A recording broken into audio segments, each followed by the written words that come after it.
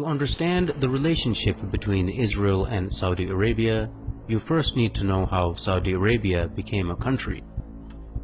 Exactly 100 years ago is a good place to begin a brief analysis of this region, for it was in 1916 that the British and French, along with Russian backing, signed the Sykes-Picot Agreement during World War I.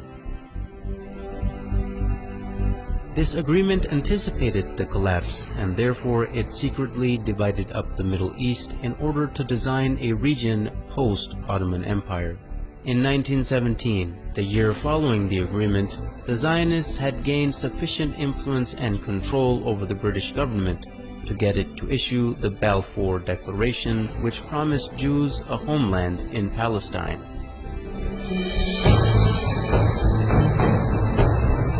Even though the population of Palestine was at the time 85% Arab and only 7% Jewish. The defeat of the Ottoman Empire by British imperialism in World War I left three distinct authorities in the Arabian Peninsula. In the west, the Sharif of Hijaz; in the north, Ibn Rashid of Hayl; and in the east, Amir bin Saud of Najd, with his religiously fanatical followers, the Wahhabis.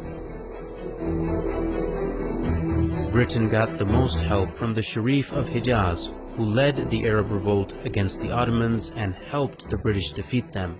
In return for his support, the British had agreed and promised him the establishment of a single Arabian country from Gaza to the Persian Gulf. After the war, however, Britain did not keep its promises. Instead, it drew up the Sykes-Picot Agreement and issued the Balfour Declaration. The Sharif was discontent with this betrayal and told the British that he would never sell out Palestine to the Empire's Balfour Declaration. He would never allow the establishment of a Zionist state in Palestine or accept the new random borders drawn across Arabia by British and French imperialists. At this point, T.E. Lawrence, famously known as Lawrence of Arabia, was dispatched to bribe the Sharif and buy his support.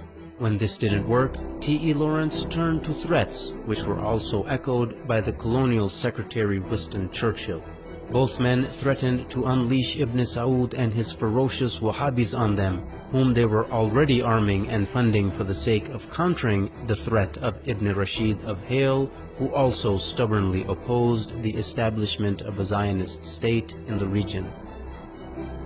In September of 1921, Hayl was attacked by Ibn Saud and they could not resist the vicious onslaught.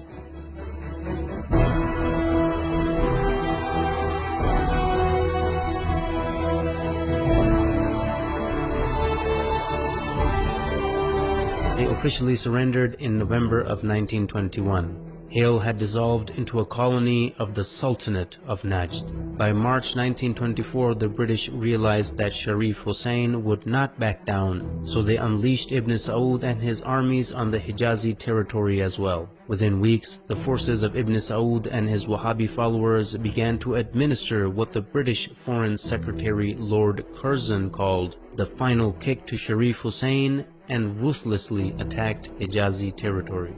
By September 1924, Ibn Saud had overrun Ta'if, the summer capital of the Sharif. In mid-October 1924, Ibn Saud captured Mecca, the holiest place in Islam. After losing Mecca, the Sharif had to flee and lose his entire territory to Ibn Saud, ancestor of the current Saudi lineage. In January 1925, Ibn Saud had begun his siege of Jeddah, and the city finally surrendered in December 1925, bringing an end to over 1,000 years of caliphate rule which had begun after the demise of Prophet Muhammad.